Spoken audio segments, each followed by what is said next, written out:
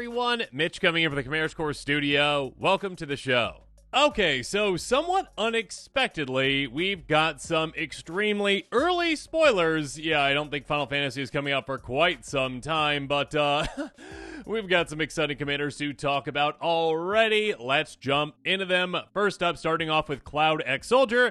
Now, I do just want to say as well that Proxy Promise will definitely still be going, so yeah, those will happen at some point, but let's just talk about the actual cards themselves and what they do, and I'm gonna, keep my opinions on Universes Beyond and things like this just out of this discussion. Yeah, because I've already expressed that before, and yeah, let's just discuss what the commanders do. Okay, so a 4/4 human soldier mercenary with haste for 5 mana and Naya. When it enters, attach up to 1 target equipment you control to it. Whenever Cloud attacks, draw a card for each equipped attacking creature you control. Then if Cloud has power 7 or greater, create 2 treasure tokens. So there's a lot going on here. This is a commander that's got a ton of text on it. I mean, first up, obviously a big thing is just, hey, okay, get it into play. On ETB, attach any equipment to it. Obviously, you can really take advantage of certain things like, well, Colossus, is it Colossus Hammer? Is that the name of that one? They're like the +10, +10, but you lose flying, but, it costs like 8 to equip or whatever it is, essentially. Yeah, any kind of like a giant equip cost thing, just get those things into play, and all of a sudden you're like, oh, okay, I really don't care all that much. Yeah, my commander just gets an absurd boost by getting that attached just for free. So that's quite nice on attach, right on the end of the battlefield trigger. On the attack trigger, though, obviously, drawing a card for each equipped creature you control that is attacking, that is a lot. So this commander doesn't, it's not like it is a bit Voltron-y, but not really Voltron-y at the same time, because it does encourage you, obviously, to go wide. Yeah, kind of like, like a Sir Gwyn is going to be more so like, okay, attach all the equipment to Sir Gwyn. Sure, there are some, like, Knight tribal decks around that, too, but, like, for the most part, it's like, get all the equipment out, attach to Sir Gwyn. This one's like, okay, get me out, attach probably the best equipment to me, but then also get other creatures out that you can attach equipment to. So you kind of have like this interesting kind of mix with this one where you definitely want some like haymaker equipments that this can attach to, but you also want some easy to attach to equipments like, obviously Lightning Greaves, Swivel Boots, one that costs like, either nothing to attach or have a low attach cost. So essentially you can go wide, get a bunch of creatures out, and then all of a sudden swing, draw a ton of cards off of that.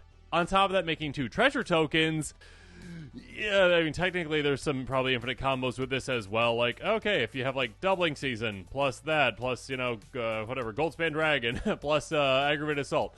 Yeah, basically being able to get extra combats obviously can be very good with this. It's interesting. Again, it's like equipment deck, go big with one, but also go wide. So you want some splashy equipment, but you also want a mix of, just low to the ground, easy to equip cards as well. So it's a very interesting commander. Again, Naya is a good color combination for equipment. You've got a lot of different things you can take advantage of with it. So yeah, some treasure synergies, some equipment synergies, some attack synergies, some extra combats, obviously, can work really well with this one. But again, just a quick take, just off the top of the noggin. Let's jump on to the next one. Okay, next up we've got Tidus, Yuna's Guardian. Now, a 3/3 human warrior for 3 mana in Bant. At the beginning of combat on your turn, you may move a counter from target creature you control onto a second target creature you control. Again, specifically you control. Keep in mind, not putting things on your opponent's creatures, so -1/-1 counter synergies might not be the best for this one. Whenever one or more creatures you control with counters on them deal combat damage to a player, you may draw a card and proliferate. Do this only once each turn. Now, rules lawyers out there, please help me out on this, because again, it is damage to a player, draw a card, proliferate, only once each turn.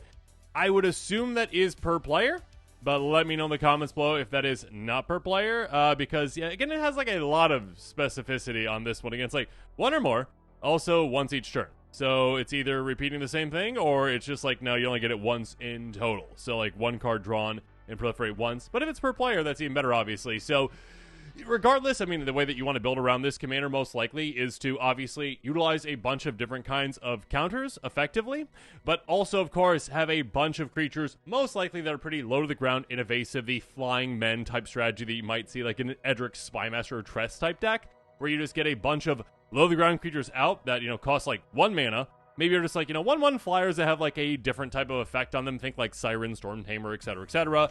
But yeah, being able to get those out, there's a lot of great ones in these colors.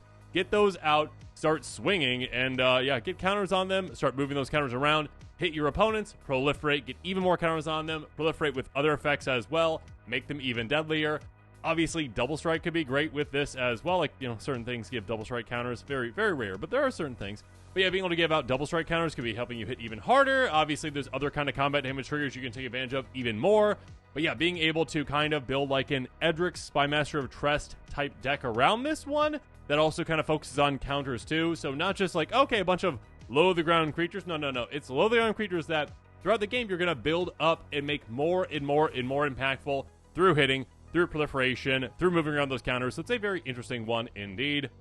But yeah, this is one where you could do some pretty weird things with it too. I mean, I'm sure like there's got to be some kind of a build where it's like, okay, yeah, level up kind of deck, you know, where you kind of build up like those level up counters on things too. Like there's different kinds of counters that you can work with. Again, it's from target creature. Keep in mind it is from creatures to creatures, only your creatures, so you can't, you know, mix and match with like charge counters on artifacts, that kind of stuff too. But yeah, it is a very interesting commander, I do think. There are different ways to go about it. Again, rules lawyers out there, please clarify that in the comments below. Again, like the Tidus only once each turn.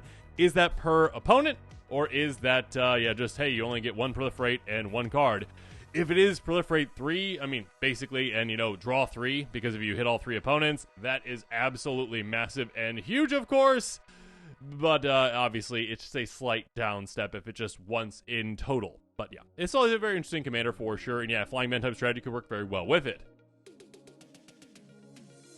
Moving on, Terra, Herald of Hope in Mardu, a 3/3 human wizard warrior for 3 mana in Mardu. Trance, at the beginning of combat on your turn, mill 2 cards. Terra gains flying until end of turn. Whenever Terra deals combat damage to a player, you may pay 2. When you do, return target creature card, power 3 or less in your graveyard to the battlefield tapped.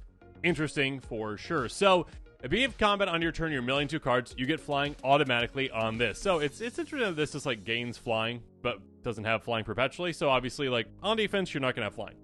That being said, yeah, be able to get through on an opponent, most likely. It's typical that at least one player, one of your opponents, is not going to have a flying blocker or a reach blocker, so you can probably get through on them.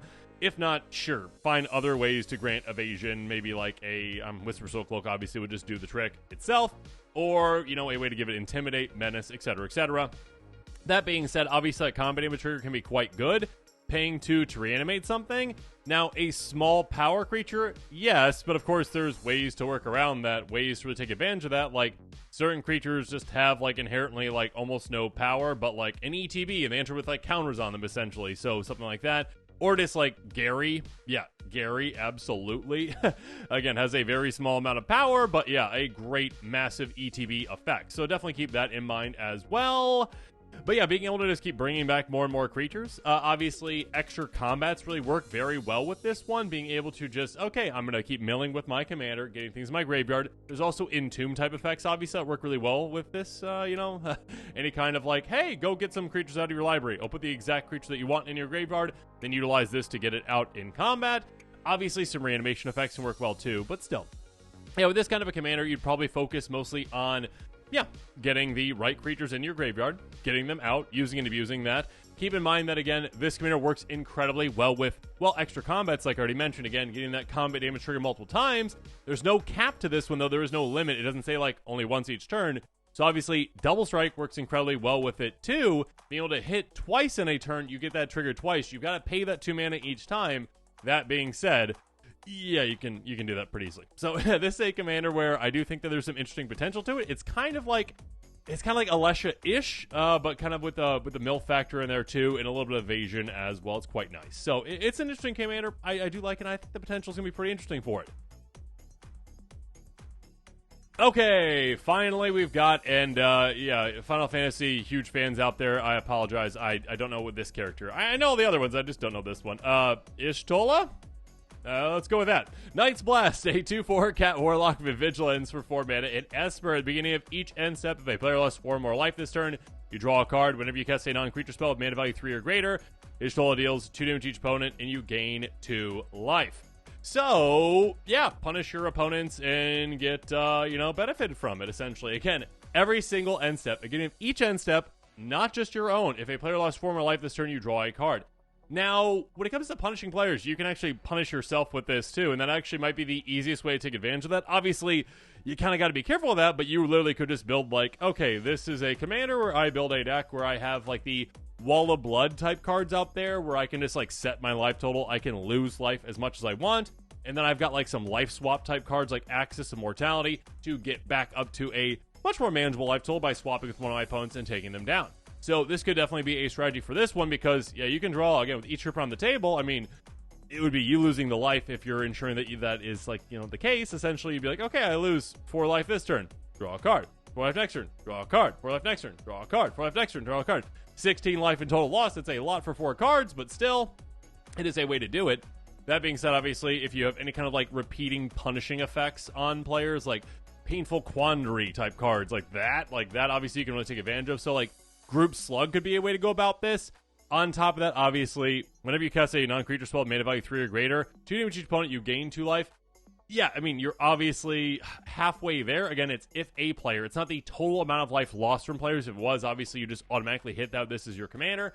You need to cast 2 non-creature spells with mana value 3 or greater, which obviously can be a taller task than, you know, okay, like just 2 non-creature spells in general. But, yeah, if you have, like, cards that say, oh, I don't know, like Frantic Search, it untaps your land so you can recast, you know, something else then, yeah, cool. All right, there you go. So being able to just, like, utilize the mana twice, that's great. Or if you've got some cost reducers, that can really help as well when it comes to these non-creature spells. Obviously, you want, like, instant speed things so you know your opponent's turns as well. It's a good way to just gain a lot of life from this throughout the game. But actually, one way that you can really gain life with this is give it lifelink. If you give this commander lifelink, you are going to be mitigating like all the life that you're losing in a very big way, because all of a sudden, once this has lifelink, you're like, oh, okay, cool. I cast a non-creature spell that costs 3. All right, deals 2 damage each opponent. I gain 2 life. But on top of the 2 life that I gained, I'm gaining 6 extra life because 2 damage per each opponent with the lifelink from this one. That's 8 life in total gained. That is massive just for casting 1 non-creature spell. So yeah, it is a commander where you're going to want lifelink strategies with it. You're going to want, like, what I don't know what the actual kind of... There's those different, like, Soul Conduit or whatever the... what's the card? There's, like, Soul Link, Spirit Link. There we go. Spirit Link. I think it's an aura that costs 1. There's, like, 1 in white, 1 in black. There's other ones that, like, before lifelink was actually a keyword, they just, like, said, like, when this creature deals damage, you gain that much life, but it wasn't lifelink, technically, because it wasn't based on just combat damage. So, or not combat damage, but just it's a regular damage. So essentially, if you can attach that to this as well, on top of that, gaining even more life is great. Life doublers are great. Life, like wound reflection type things, like life loss doublers for your opponents are great as well. But yeah, the way that I'd probably build around this is like, I would probably do like a life swap type strategy because I think it's kind of funny. But yeah, being able to utilize cards like, yeah, Wall of Blood, utilize it, lose some life, draw cards, yeah. Do that. And then also really take advantage of, again, casting on creature spells made by 3 or greater by utilizing some things like, yeah, some of those cards that can reduce the cost of your instant sorceries so you can keep casting instants on your opponent's turns, taking advantage of those Frantic Search type things. Yeah, there's a lot of exciting things to go with this. A lot of different directions you could take it as well. It's a very cool, well-designed commander. Okay, to wrap things up, though, yeah, some really interesting commander designs for sure. Some really interesting characters from Final Fantasy as well. Again, I've said my piece on Universes Beyond quite a few times, so I'll try to keep these episodes when it comes to the quick takes on these to just be focused on what the cards actually do. Proxy Promise will definitely be in full effect at a certain point once I can get around to these cards and other cards coming up, because there's a lot of Universes Beyond sets this year.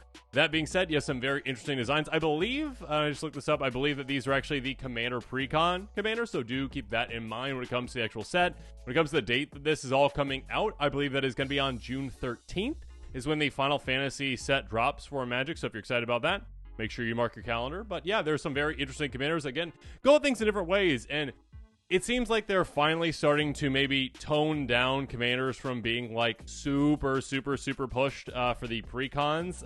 In some ways, it depends. I guess it depends on the set, but yeah, we're not at the like the Corvold stage of things anymore when it comes to like a commander like Tulane. There are still very powerful ones. I mean, we just got like Hashiton in there too as well. Yeah, I mean, and Temet, both very, very good from the previous set, but still, Yeah, these are very solidly designed commanders. They're very interesting. I don't think they're overly pushed. At some point, I'll probably do an episode where I break down, like, which of these commander precons, like, probably has, which one might be the best out of all these, just based on just initial kind of, the initial feel of it. So, yeah. Let me know your thoughts on all this in the comments below, though. And, yeah, again, if you're interested in these, stay tuned, because it's going to be quite a while before this comes out, because I think Wizards is skipping a set release when it comes to their spoilers, because I believe next up we've got Tarkir before this. So, Wizards, I don't know why you're doing these things, but apparently you're just a little out of order sometimes, and that's okay. And with that, this episode is coming to a close, so it's my turn to hear from you. In the comments below, let me know your thoughts are on this episode, and of course, as always, thanks again, and have a good one.